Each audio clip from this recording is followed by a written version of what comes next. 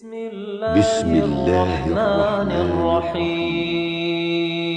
أباج فاعرفه حقا وانتخه، متفق لفظا وخطا متفق، وضده فيما ذكرنا المفترق، مؤتلف متفق الخط فقط، وضده مختلف فاخشى الغلط، والمنكر الفرد به راو غدا، تعديله لا يحمل التفردا، متروكه مواحد به انفرد، وأجمعوا لضعفه فهو كرد، والكذب المختلق المصنوع على النبي فذلك الموضوع، وقد أتت كالجوهر المكنون سميتها منظومة البيقوني، فوق 30 بأربع أتت أقسامها تمت بخير ختمت. بسم الله الرحمن الرحيم. الحمد لله نحمده ونستعينه ونستغفره ونعوذ بالله من شرور أنفسنا ومن سيئات أعمالنا، من يهده الله فلا مضل له ومن يضلل فلا هادي له، وأشهد أن لا إله إلا الله وحده لا شريك له، وأشهد أن محمدا عبده ورسوله صلى الله عليه وعلى آله وأصحابه أجمعين. أما بعد.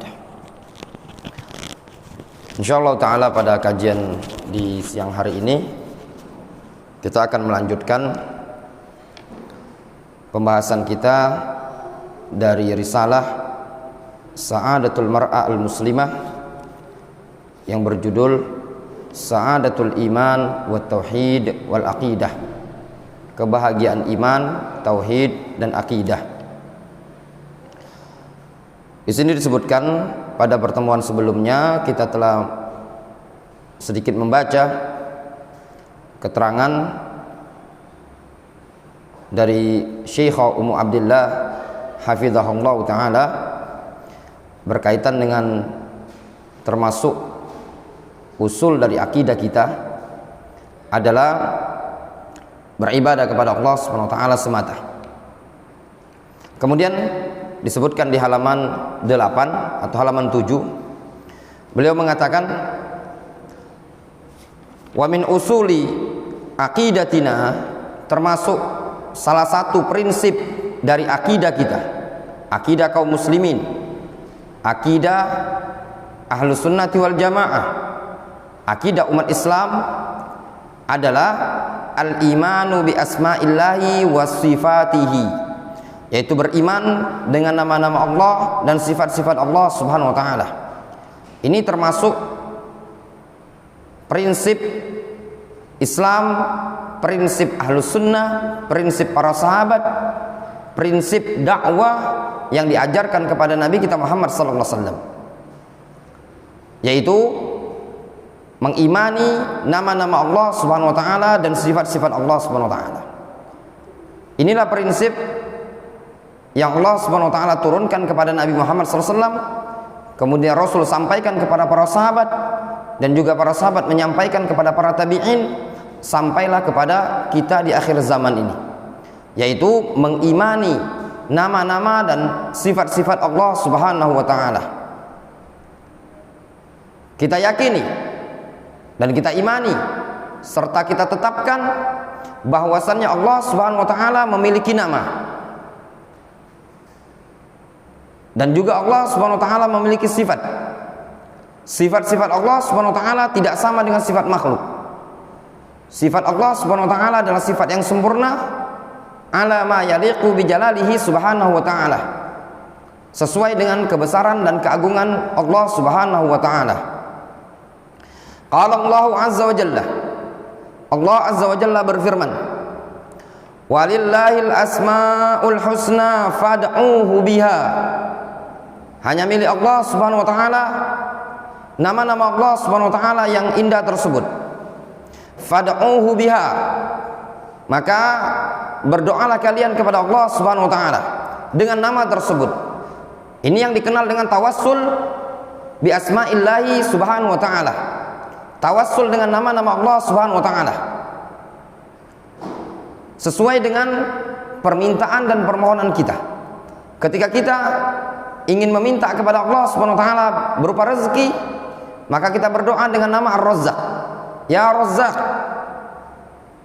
Ketika kita meminta kepada Allah Subhanahu wa taala ilmu, ya Alim. Nah, ini namanya tawassul dengan nama-nama Allah Subhanahu wa taala yang husna tersebut. Wa dzarul ladzina yulhiduna fi asma'ihi. Tinggalkanlah oleh kalian orang-orang yang melakukan ilhad, penyimpangan dalam nama-nama Allah Subhanahu wa taala. Sayujzauna ma kanu ya'malun.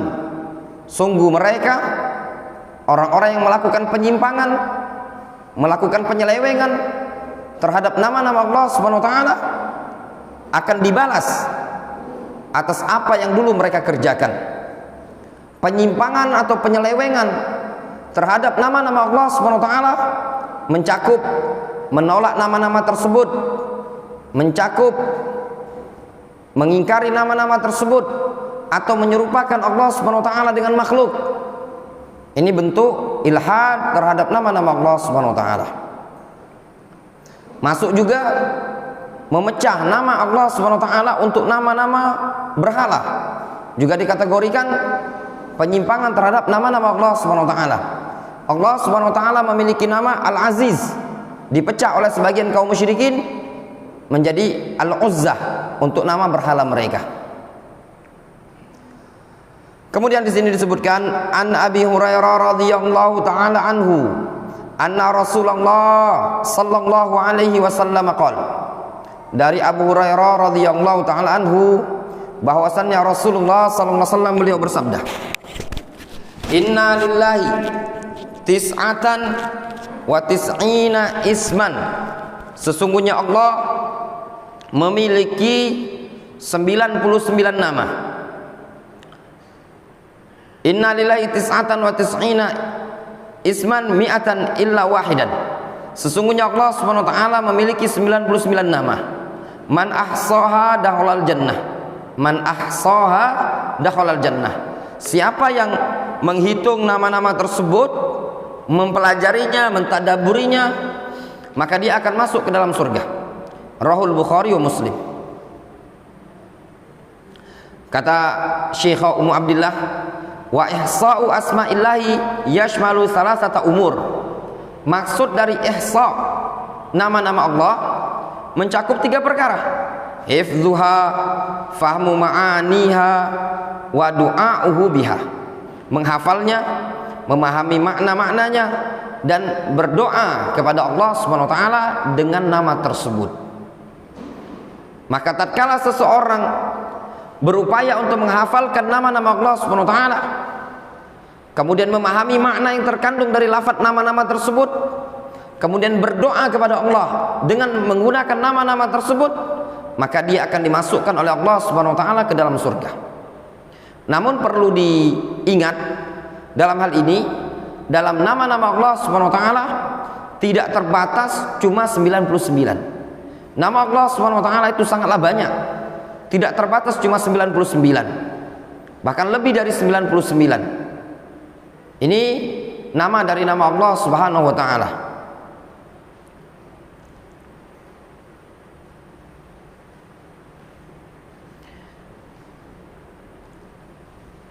Disebutkan dalam hadis ketika Rasul alaihi salatu wasalam berdoa, Allahumma inni as'aluka bi kulli ismin huwa laka sammaita bihi nafsaka aw anzaltahu fi kitabika aw ista'sarta fi ilmil ghaibi indak.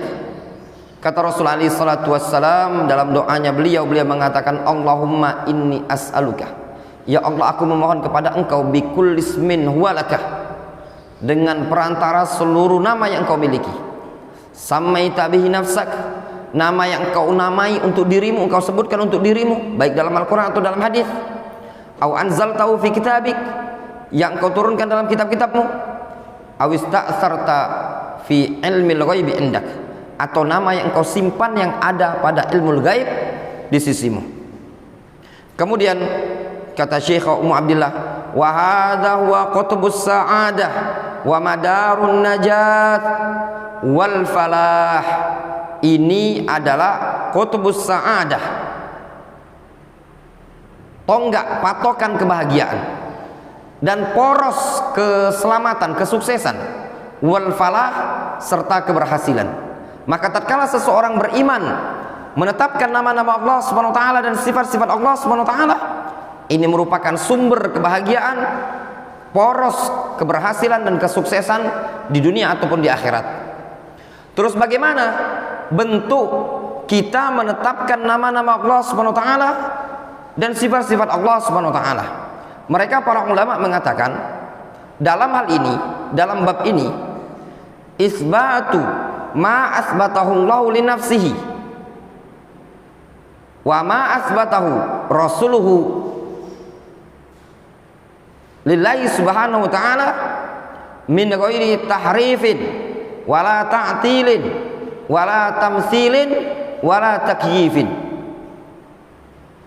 yaitu menetapkan apa yang Allah tetapkan untuk dirinya berupa nama ataupun sifat, serta menetapkan apa yang telah ditetapkan oleh Rasulullah SAW berupa nama dan sifat bagi Allah Subhanahu wa taala dengan tanpa mentahrifnya, tanpa merubah-rubah makna dari nama atau sifat tersebut.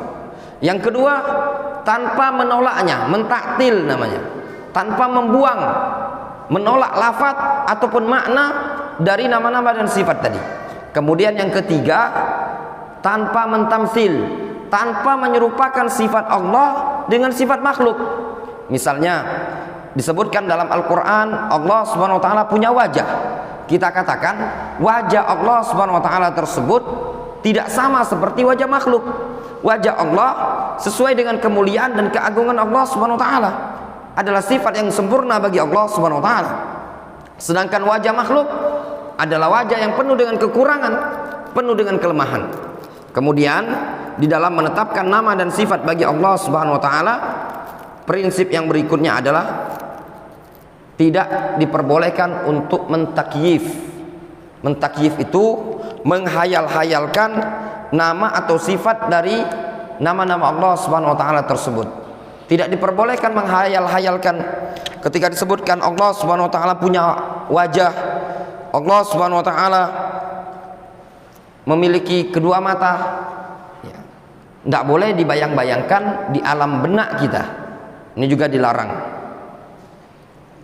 Kemudian termasuk usul i'tiqad kaum muslimin, i'tiqad ahli sunnati wal jamaah, i'tiqad Nabi alaihi salatu wasallam dan para sahabat adalah al-i'tiqad bi anna nabiyyana Muhammadan arsalahu Allahu rahmatan li hadhil ummah wa khatama bihi rusulahu wa amara bittiba'ihi wa annahu la falaha illa bittiba'ihi.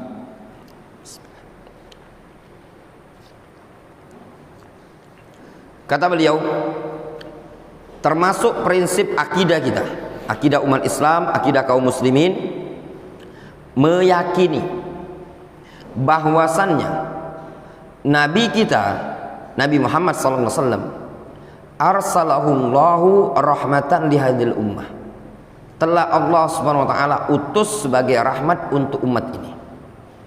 Wa khatama bihi rusulahu, dan Allah tutup dengan Nabi kita Muhammad SAW para rasul. Wa amara bittiba'ihi, dan Allah perintahkan untuk mengikuti rasul tadi. Wa annahu la falaha illa bittiba'ihi, serta bahwasannya tidak ada kebahagiaan, tidak ada kesuksesan, keberuntungan kecuali dengan cara mengikuti Nabi sallallahu alaihi wasallam. Ini keyakinan yang harus kita tanamkan, bahwasannya Nabi sallallahu alaihi wasallam diutus oleh Allah Subhanahu wa taala untuk membawa rahmat, membawa kasih sayang, keselamatan bagi umat ini tadi. Beliau diutus untuk rahmatan lil alamin. Wa ma arsalnaka illa rahmatan lil alamin. Tidaklah kami mengutus engkau ya Muhammad melainkan sebagai rahmat bagi alam semesta. Rahmat untuk orang Arab, rahmat untuk non Arab, rahmat untuk bangsa jin sekalipun. Maka tidak ada kebahagiaan, tidak ada kesuksesan, melainkan dengan cara mengikuti Nabi sallallahu alaihi wasallam. Qala Allah Ta'ala, Allah Subhanahu wa taala berfirman dalam Al-Qur'anul Karim, "Falladzina amanu bihi wa azzaruhu wa nasaruhu wattaba'un nural ladzi unzila ma'ahu ulaika humul muflihun." Maka orang-orang yang beriman dengan beliau, wa azzaruhu, dan memuliakan Muhammad sallallahu alaihi wasallam, wa nasaruhu, serta mau menolong Nabi kita Muhammad sallallahu alaihi wasallam, wattaba'un nural ladzi unzila ma'ah, serta mau mengikuti cahaya yang diturunkan kepada beliau. Apa cahaya yang diturunkan kepada Nabi kita Muhammad sallallahu alaihi wasallam? Yaitu nurul Quran, cahaya Al-Quran. Qad ja'akum minallahi nurun wa kitabun mubin. Sungguh telah datang kepada kalian cahaya dari Allah Subhanahu wa taala, yaitu Al-Qur'anul Karim. Al-Quran merupakan cahaya. Siapa yang mengikuti Al-Quran, maka dia akan terbimbing di kegelapan umat manusia, di tengah-tengah kebodohan, di tengah-tengah maksiat umat manusia yang ada di zaman sekarang.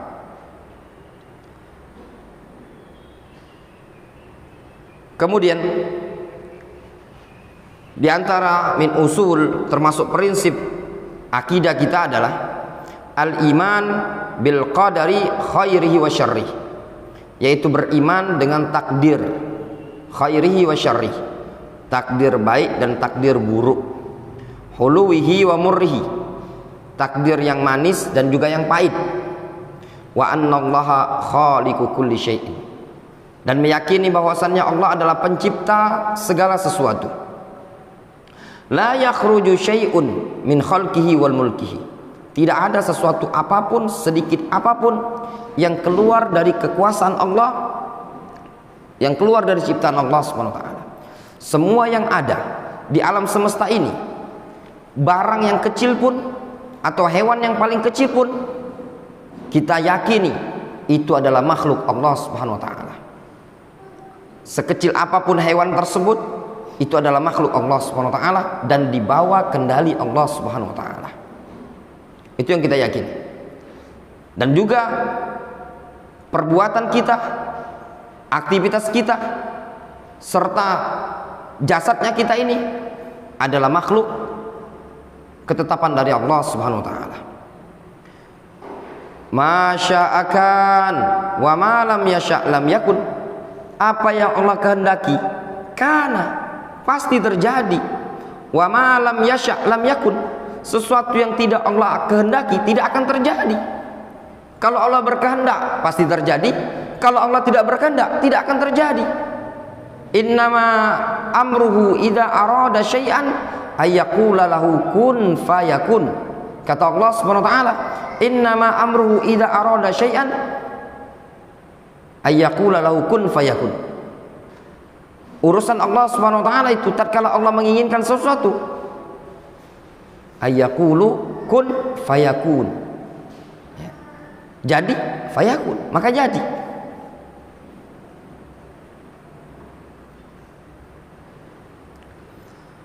Kemudian di sini disebutkan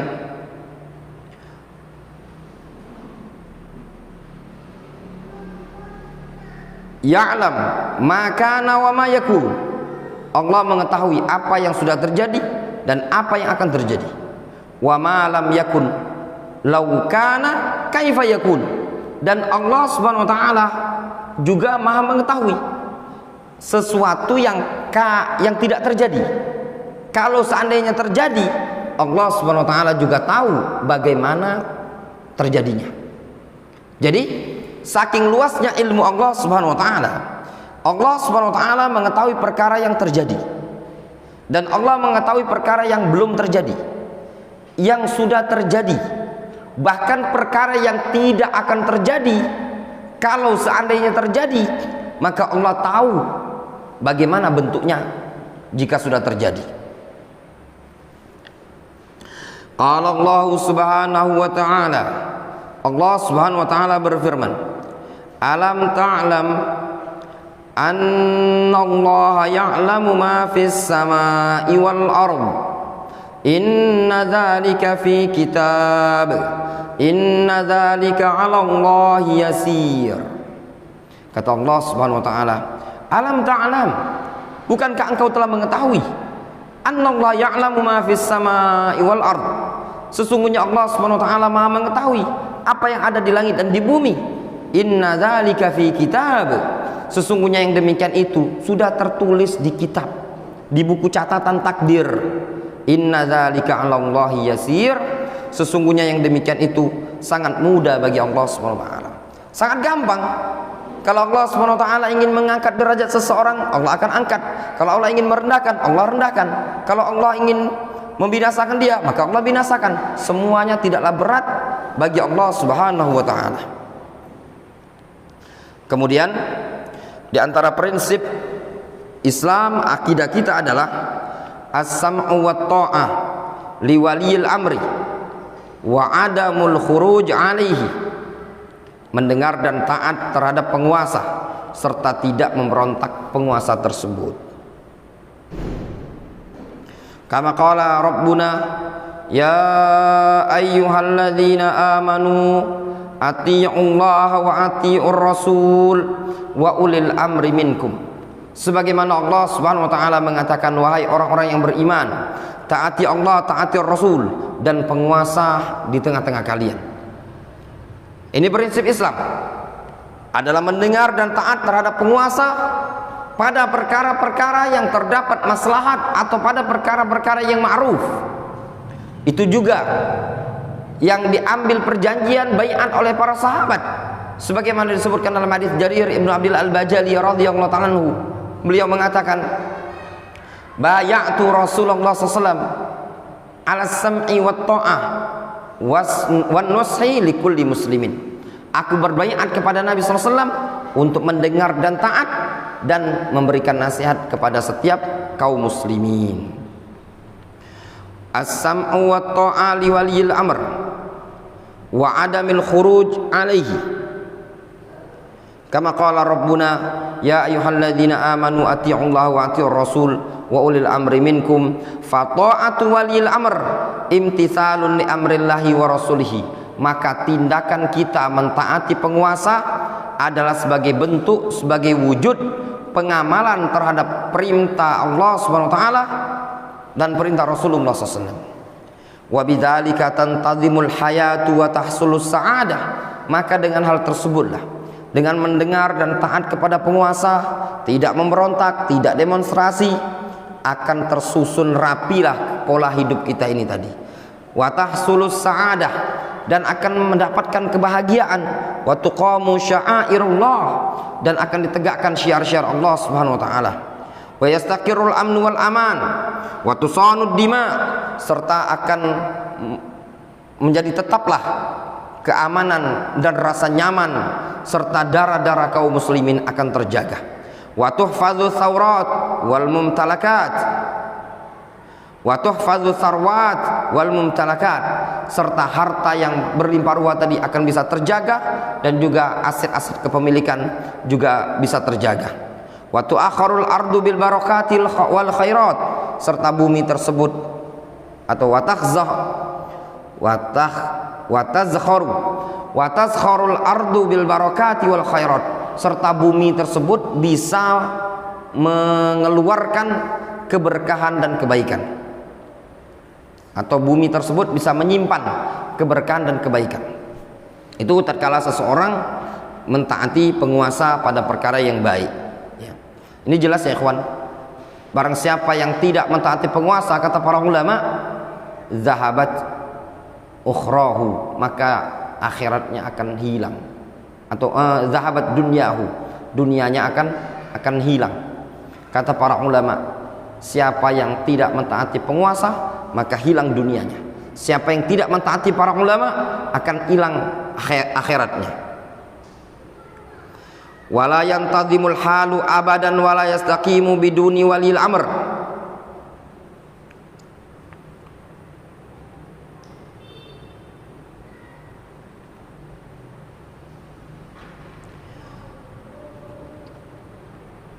Kata beliau,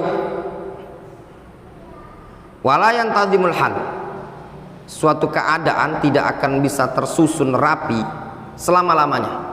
Wala yastaqimu biduni walil amr, dan tidak akan mungkin bisa lurus kalau tanpa adanya penguasa. Fala amna lil biladi wal ibad illa biwujudihi, maka tidak akan ada rasa aman untuk negeri ini dan untuk hamba-hambanya kecuali dengan adanya penguasa. Maka tatkala seseorang mentaati penguasanya, tidak memberontak terhadap penguasanya, tidak mendemonstrasi, tidak mengkudeta, tidak memerangi atau mengebom penguasanya, maka akan terwujud sekian banyak keamanan dan kebaikan di tengah-tengah umat manusia. Wala roda lil mufsid illa bihi,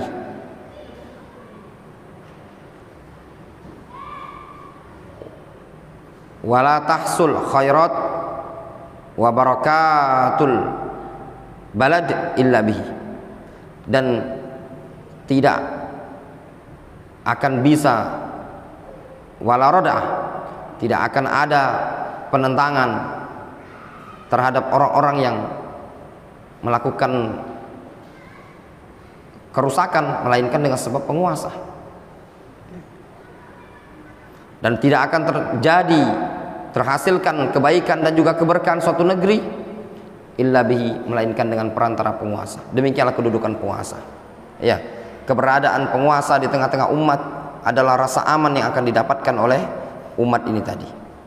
Juga bisa dengan adanya penguasa bisa menimbulkan yurdi', ya, bisa menimbulkan ancaman atau kritik atau tangkapan terhadap orang-orang yang melakukan kejahatan. Maksudnya apa? Orang-orang yang melakukan kejahatan tidak mungkin bisa ditangkap, tidak mungkin bisa dihentikan, melainkan dengan sebab penguasa, waliul amr. Ya. Makanya kata beliau, wala rad'a lil mufsid illa bihi, tidak akan ada yang bisa menghentikan orang-orang yang melakukan kriminalitas illa bihi, kecuali penguasa. Kita ini cuma bisa nasihati, tapi berbeda dengan penguasa. Ketika didapati orang-orang yang melakukan tindakan kriminalitas, penguasa bisa mengambil tindakan dengan cara menangkapnya, mempenjarakan dia. Kemudian kata penyair, laulal khilafatu lam ta'man lana subulun wa kana adhafuna nahban li aqwana. Kalau bukan adanya pemerintahan, lam ta'man lana subulun, niscaya jalan-jalan milik kami itu tidak akan merasa aman. Ya. Kalau tidak ada penguasa, tidak ada pemimpin, tidak akan mungkin kita bisa berjalan malam hari dengan aman. Ada pemimpin, ada polisi, ada TNI. Malam hari pun masih banyak yang suka begal, maling. Apalagi kalau tidak ada penguasa, maka penjahat akan merajalela. Ya, kemaksiatan akan merata di mana-mana. Sehingga muncul kaidah nanti apa? Orang yang paling kuat itulah yang menang, yang ngambil harta tersebut. Walihada ihtamma as-sahaba bi amri ijadil khalifah ba'da mautin nabiy sallallahu alaihi wasallam wa bay'u Abu Bakr radhiyallahu ta'ala anhu wattafaqu ala khilafatihi wa bay'uhu qabla tagsilin nabiy sallallahu alaihi wasallam wa takfinihi wa dafnihi wa hadha yadullu ala ahammiyati wujudil khalifah. Kata Syekh Ummu Abdillah, oleh karena itulah, dikarenakan alasan-alasan yang kita sebutkan tadi, akan pentingnya keberadaan penguasa. Dengan adanya penguasa, maka seluruh kemaksiatan dan orang-orang maksiat, ahlul fujur, ahlul ma'asi, bisa terhentikan, bisa ditangkapi. Demikian juga akan muncul sekian banyak keamanan dan kemakmuran pada suatu negeri kalau mereka mentaati penguasa. Tapi kalau mereka tidak mentaati penguasa, yang akan mereka dapatkan adalah kehancuran, pertumpahan darah dan yang lainnya. Kemudian beliau menyebutkan, walihada, oleh karena inilah,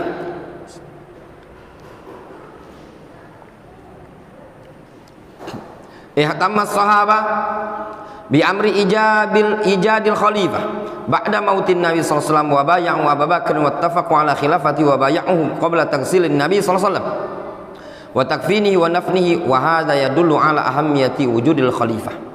Oleh karena inilah para sahabat punya perhatian yang lebih untuk memerintahkan keberadaan atau untuk memerintahkan adanya penguasa atau pemimpin setelah wafatnya Nabi sallallahu alaihi wasallam. Wa bay'u Abu Bakr, mereka langsung berbaiat kepada Abu Bakar. Wattafaqu ala khilafatihi, dan mereka sepakat akan kekhilafaan Abu Bakar. Wa bay'u qabla taghsilin Nabi sallallahu alaihi wasallam. Saking pentingnya penguasa, pentingnya waliul amr, pentingnya khilafah atau khalifah, pemimpin, presiden dan yang lainnya, mereka para sahabat berbaiat kepada Abu Bakar sebelum pemandian jenazah Rasul. Rasul itu meninggal pada hari Senin. Mereka langsung membaiat Abu Bakar sebelum memandikan jasadnya Rasul, dan sebelum mengafani Rasul, dan sebelum meninggalkan atau menguburkan Rasul. Wa hadza yadullu ala ahamiyati wujudil khalifah. Ini menunjukkan akan pentingnya keberadaan pemimpin di tengah-tengah umat manusia.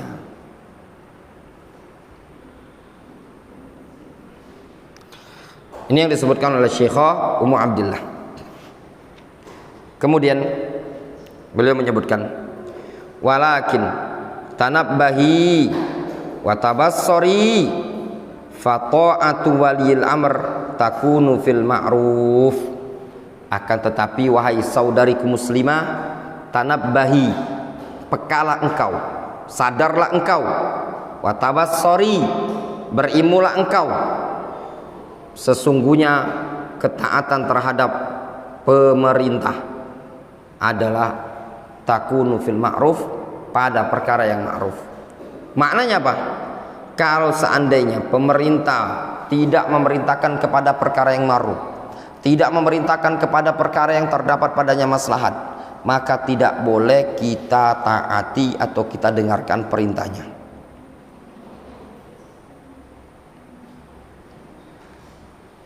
Kemudian poin yang berikutnya,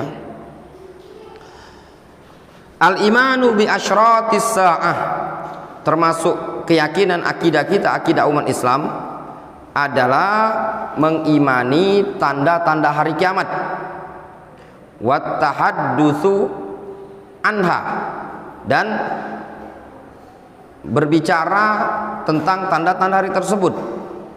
Tunabbihuna ala ma ba'da dzalik, bisa memberikan peringatan kepada kita terhadap apa yang akan terjadi setelah itu. Pada bab ini penulis ingin menyebutkan tentang prinsip Ahlus Sunnah, prinsip Islam yang dikenal dengan rukun Islam. Yang pertama, beriman kepada Allah. Yang kedua, kepada Nabi Muhammad SAW, kepada kitabnya, kepada takdir, dan diantaranya adalah beriman kepada hari akhir. Maksud beriman kepada hari akhir, diantaranya beriman dengan tanda-tanda hari kiamat. Apa tanda-tanda hari kiamat? Tanda-tanda hari kiamat tersebut adalah tanda-tanda yang muncul menjelang terjadinya hari kiamat. Kemudian kata penulis buku ini, anna ma'alana ilal maut wa anna hadid diyar wa anna hadid dar ad-dunya daru fana la baqa. Kata Syekhah Ummu Abdillah, sesungguhnya ma'alana, tempat kembali kita, ilal maut, menuju kematian, wa anna hadid dar, dan negeri ini, ad-dunya, adalah dunia, daru fana wala baqa, negeri fana, negeri yang tidak abadi, tidak kekal. Wa anna 'alaiha an nasta'idda lidaril akhirah bizadit taqwa, dan wajib bagi kita untuk berbekal, mempersiapkan diri menuju negeri akhirat bizadit taqwa, dengan bekal ketakwaan. Qala Allah Subhanahu wa taala, Allah Subhanahu wa taala berfirman, wa tazawwadu fa inna khairaz zadit taqwa.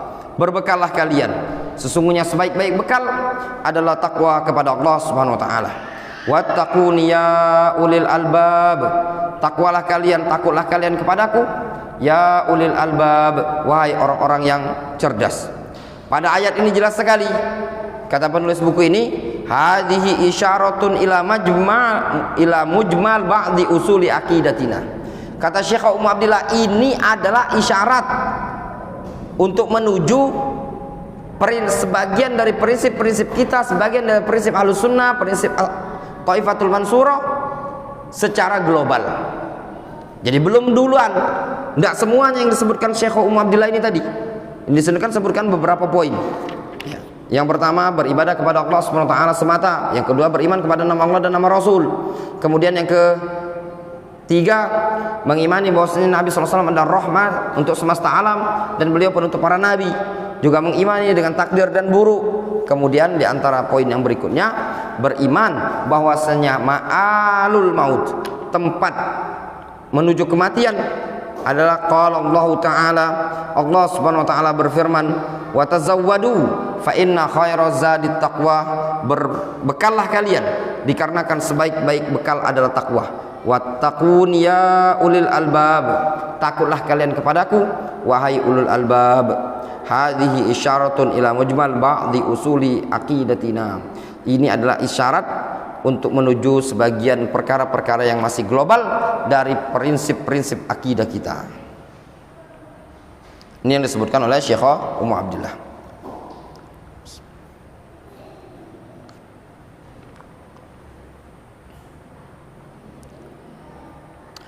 Kemudian masih kita lanjutkan. Kata beliau, fata'allami aqidataki, wahai saudariku muslimah, pelajarilah olehmu akidah engkau. Fa innahu la sa'adata lil basyariyya biduniha, dikarenakan tidak akan ada kebahagiaan bagi manusia apabila tanpa adanya takwa. Wansyuri ilmal aqidah, tebarkan ilmu akidah, litafuzi bi khairat dunya wal akhirah, supaya engkau bisa beruntung dengan membawa kebaikan dunia dan akhirat. Jangan malas-malesan. Ya. Prinsip Islam, wansyuri ilmal aqidah, sebarkan ilmu akidah. Apa yang antum bisa? Antum bisa berdakwah, berceramah, sampaikan ilmu antum dalam bentuk ceramah. Antum pintar menulis, sampaikan dalam bentuk tulisan. Kalaupun antum tidak mampu menulis, tidak mampu berceramah, minimalnya engkau membantu para penuntut ilmu yang siap meluangkan waktu untuk belajar agama Allah Subhanahu wa taala.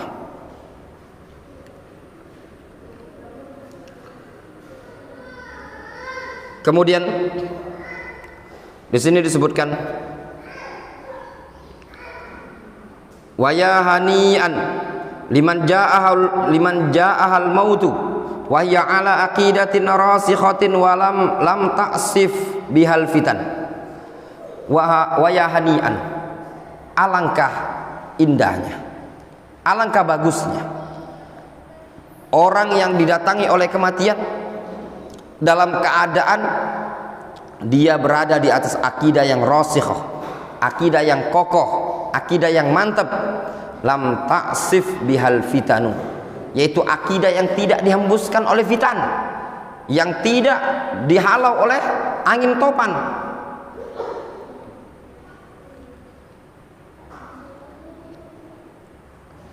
Lihat kata penulis, wahia ala aqidatin rasikhah lam ta'sif biha al fitan, ya. Yaitu akidah yang rasikhah, suatu akidah yang tidak bisa dihempaskan oleh fitnah, tidak bisa dihantam oleh fitnah. Wala aasirul mihan, dan juga akidah yang tidak dihempaskan oleh unsur-unsur fitnah. Wa nahnu fi ayyamin katsura fihal syarr wa qalla fiha al khairu. Kita ini sekarang berada di zaman yang keburukan lebih banyak, wa qalla fiha al khairu, sedangkan kebaikan lebih sedikit. Fama asyadda hajatana ila an nahtam bi aqidatina wa an nabhas anha wa nata'allamaha wa nasbiru ala tahsiliha. Alangkah butuhnya kita ini untuk punya perhatian terhadap akidah kita, agar kita membahas, mempelajari serta mau sabar dalam mencari akidah tersebut. Ma ahwajana an nuraji anfusana hal sadaqna fi aqidatina. Alangkah butuhnya untuk kita memurajaah, mengkoreksi diri-diri kita. Apakah kita telah jujur dalam akidah kita ini tadi? Ini poin penting juga. Kita mengaku salafi, apakah sudah jujur kita dalam akidah? Apakah sudah jujur dalam bermanhaj? Apakah sudah jujur dalam beriman? Itu juga penting bagi kita apa? An-nuraji' anfusana, untuk kita memurajaah, mengoreksi diri-diri kita ini tadi. Sangat-sangat penting sekali. Makanya kata Syekh Ummu Abdillah, kita ini sangat butuh untuk belajar akidah, mengkaji akidah, sabar terhadap akidah tersebut dan sabar dalam mencarinya, mempelajarinya. Wa ma ahwajana atau wal aqidatuna salimah minal aqaid al fasidah wa syirkiyat wal khurafat. Apakah akidah kita sudah selamat dari akidah-akidah yang rusak, kesyirikan, khurafat? Ini pertanyaan dari beliau, dari Syekh Ummu Abdillah. Ditanyakan kepada kita, ayyul akhwat wal ummahat, apakah kita ini yang sudah ngaji, yang sudah kerudungan, sudah cadaran, adalah orang yang selamat akidahnya dari penyimpangan-penyimpangan, dari khurafat, dari syirik kecil, atau selamat juga dari syirik besar? Sudahkah? Nah, ini kalau belum, berarti butuh bagi kita untuk belajar, butuh bagi kita untuk mempertebal iman dan mempertebal akidah.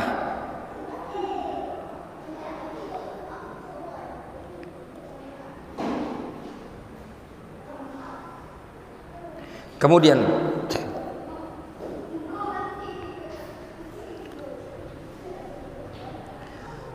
wa'alami, ketahuilah, allamani Allahu wa iyyaki, ketahuilah, semoga Allah mengajari aku dan engkau,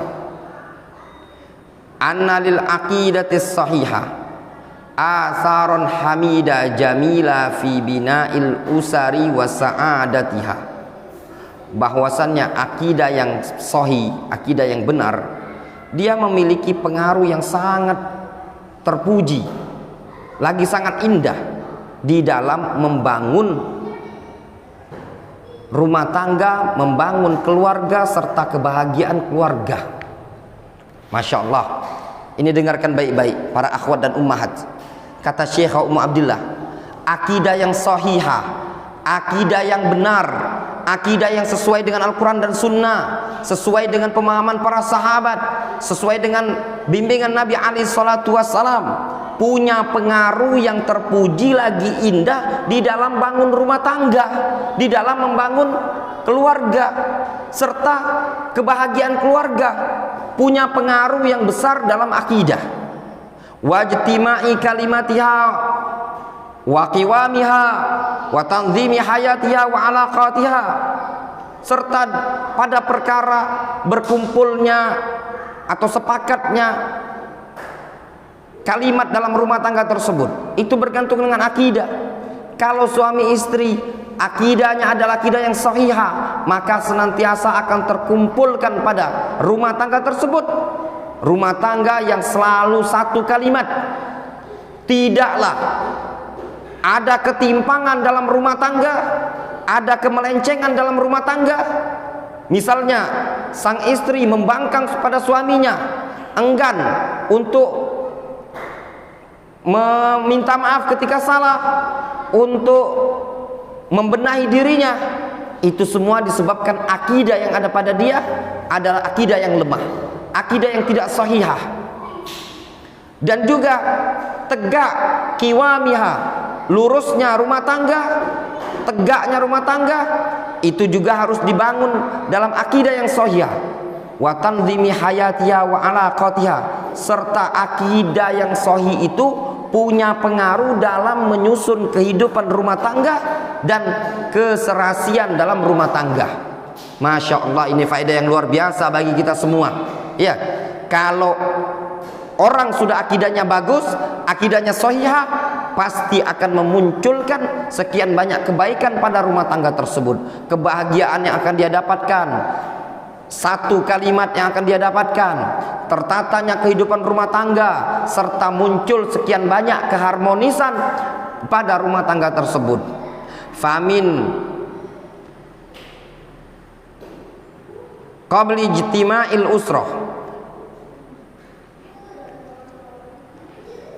bayyanallahu li'ibadi annahu la yajuzu zawajul mar'a al muslima bil kafir walal muslim bil mar'atil kafirah. Maka sebelum terjadinya rumah tangga, sebelum terbentuknya rumah tangga, Allah Subhanahu wa taala sudah menjelaskan di dalam Al-Qur'anul Karim, sudah Allah jelaskan kepada hamba-hambanya bahwasanya tidak diperbolehkan seorang wanita muslimah menikah dengan kafir, dan juga tidak boleh seorang muslim menikah dengan al-mar'ah al-kafirah al-musyrikah. Allah Subhanahu wa taala mengatakan la hunna hillul lahum wa lahum yahilluna lahun. Mereka kaum wanita yang kafirah tidak halal untuk mereka. Kaum atau mereka wanita-wanita muslimah tidak halal untuk orang-orang kafir, dan juga mereka orang-orang muslim tidak halal untuk wanita-wanita yang kafirah yang musyrikah. Dalam ayat yang lain Allah Subhanahu wa taala mengatakan wala tankihul musyrikina hatta wala tankihul musyrikati hatta yu'min. Janganlah kalian laki-laki menikahi wanita-wanita yang musyrikah hatta yu'min. Wala amatum mu'minatun khairun min musyrikatin walau a'jabatkum. Wanita budak statusnya, tapi dia muslimah mukminah, jauh lebih baik dibandingkan musyrikatin walau a'jabatkum, meskipun engkau terkagum-kagum terhadap wanita musyrikat tadi. Tidak boleh. Nah, dalam rumah tangga saja Islam menuntun apa? Untuk sekufu.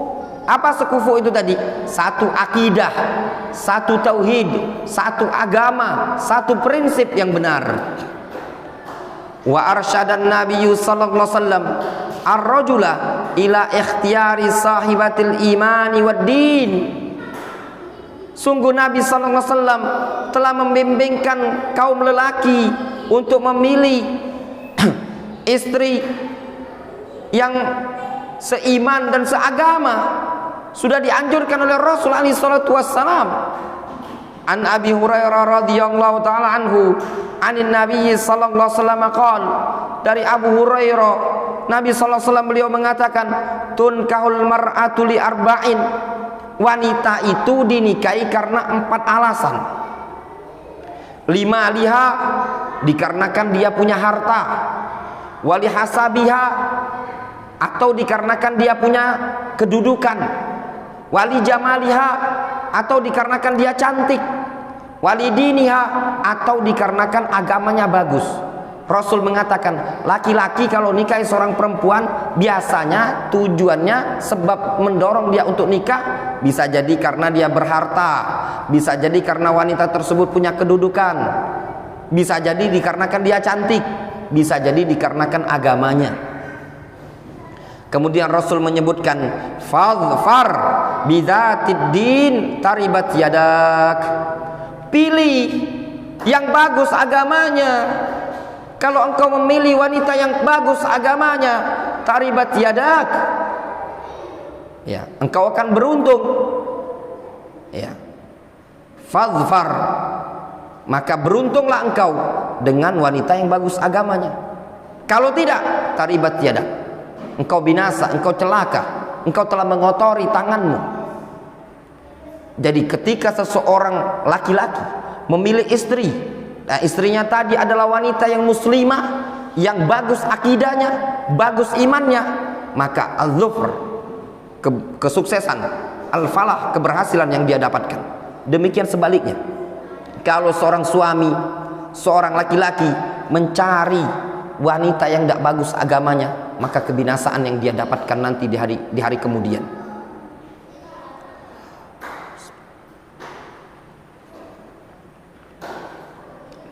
Al-hadits rawahul Bukhari wa Muslim. Kemudian kata Syekhah Ummu Abdillah, wa hakadzal mar'atu 'alaiha ikhtiyaru sahibil imani wad din. Demikian juga wanita, kaum perempuan, kaum akhwat, wajib bagi dia untuk memilih suami yang seiman dan satu agama. Faidah tujira, faidah tira ahlud din, tatakawwan al-usar 'alal aqidah wad din wa makarimil akhlaq.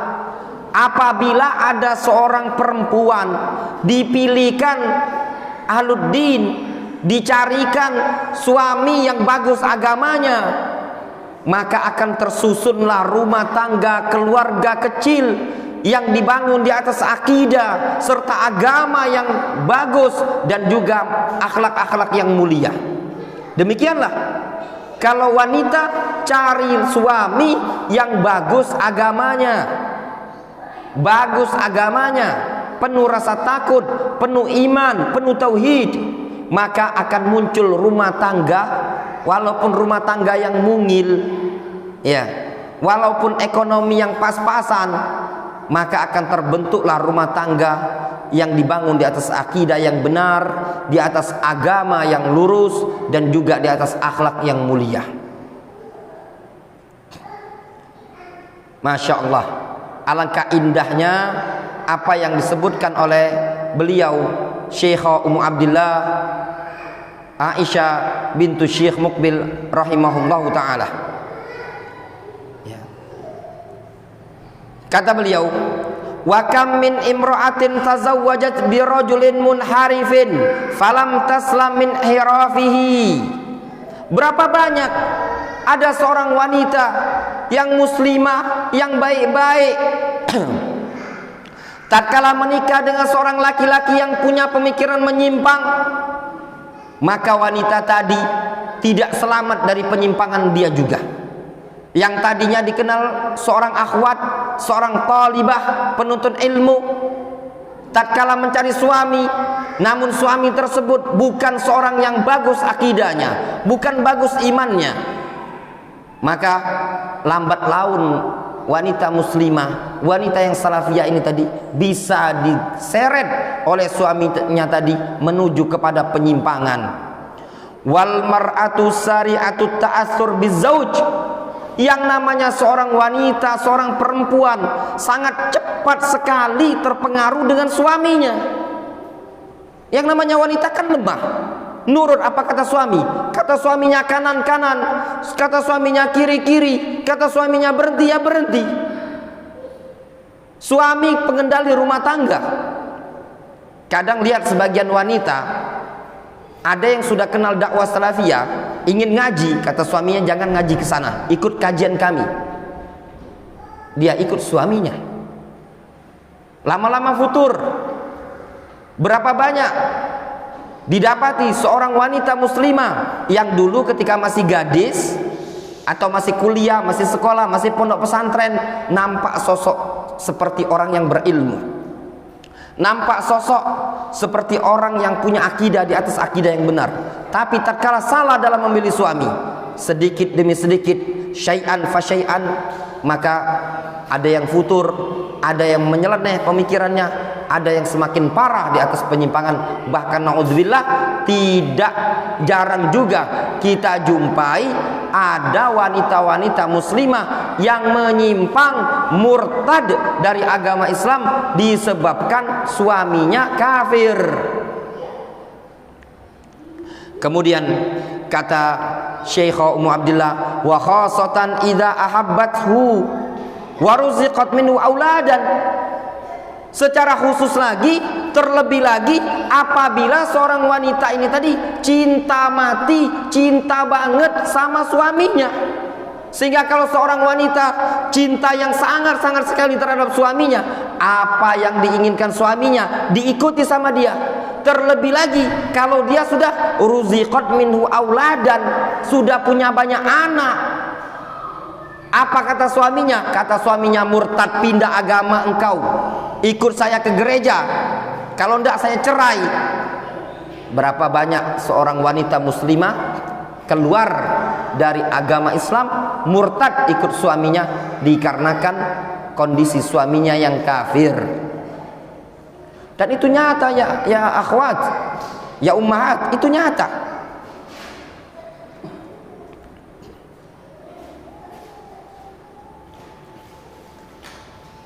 Nggak usah contoh jauh-jauh ya.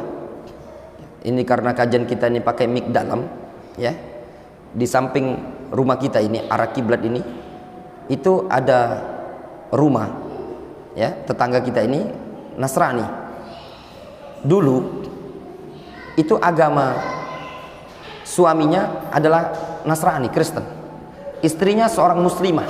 Bahkan konon katanya istrinya adalah pengajar ngaji. Namun bisa murtad, pindah ke agama Nasrani dikarenakan ikut kepada suaminya.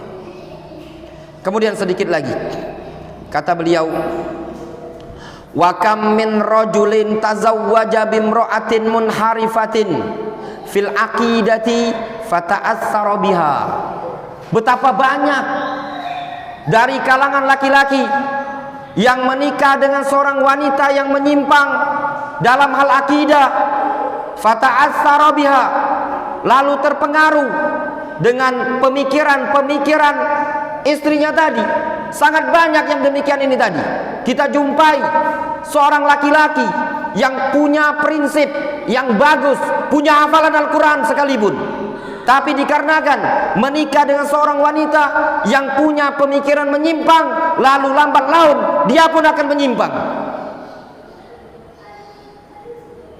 Kama hasala li Imran ibni Hitman wa qad kana sunniyan fadilan, sebagaimana pernah terjadi pada sosok laki-laki yang bernama Imran ibnu Hitman, wa kana sunniyan fadilan. Bahkan dulu Imran ibnu Hitman ini tadi adalah seorang laki-laki yang sunniyan fadilan. Wa kana ladai ibnatu ammin minal qa'adiyah firqatun minal khawarij. Dan dia, Imran bin Hittan ini tadi, memiliki sepupu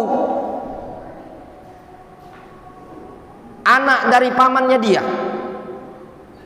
yang punya pemikiran khawarij dari firqah qa'adiyah. Fa'arada ayyatazawwajaha, lalu Imran bin Hittan ingin menikahinya, liyad'uha ilallah wa yajurraha ila sunnah, dengan tujuan ingin mengajak wanita tadi kepada Allah Subhanahu wa taala, ingin menariknya kepada sunnah. Lakinnaha sarafathu ila madhhabiha, namun ternyata wanita tersebut justru memalingkan si Imran bin Hittan kepada madhab khawarij, madhab teroris. Iyadan billah, kita berlindung kepada Allah. Akhrajathu minas sunnah ilal bid'ah.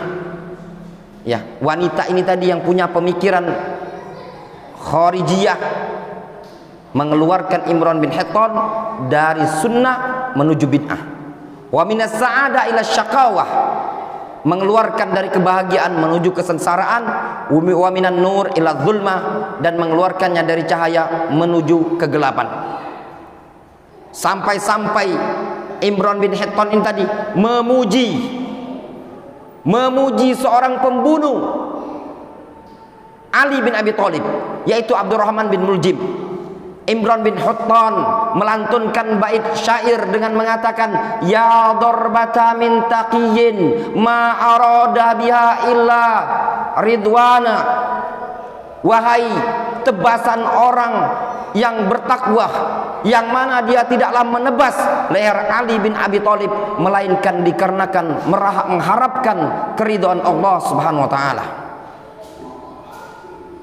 Sampai seperti itu bentuk penyimpangan dia.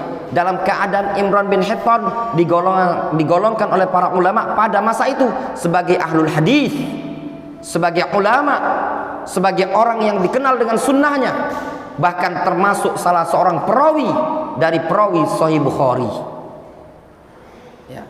Namun lihat, tatkala punya istri yang punya pemikiran munharifah, pemikiran khawarij, dia pun terpengaruh dengan pemikiran istrinya tersebut, sehingga dia pun berubah menjadi seorang khariji yang menolak pemerintahan atau memberontak terhadap penguasa. Wallahu taala alam shawab. Sudah masuk waktu asar, kita cukupkan kajian kita sampai di sini. Naktafi bihadzal qadar.